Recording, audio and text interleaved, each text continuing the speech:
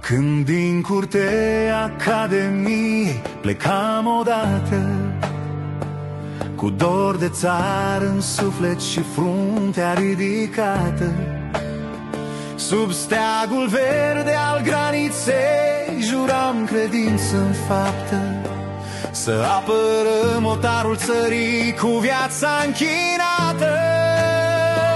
Promoția 2000 sub flamura străbună, frontiera ne cheamă la țara cea română. Am fost chinuiți, dar drept ne-a călit furtuna și vom fi pe veci uniți, frontiera-i una. Pe munți, pe ape, în vânt și arșiță dogoare, am fost acolo în fiecare zi, în slujba datoriei cu onoare.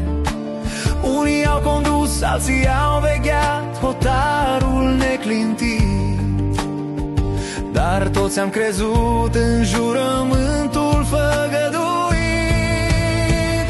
Promoția 2000 sub flamura străbună, frontiera ne cheamă la țara cea română.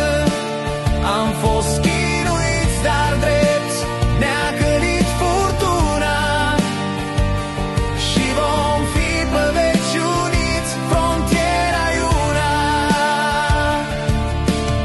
Au trecut ani, dar flacăra nu moare. Rămânem frați uniți de jurământ și chemare. Am dus cu cinste steagul pe cul și în vifor sfânt, și ne-a rămas credința, hotar și legământ.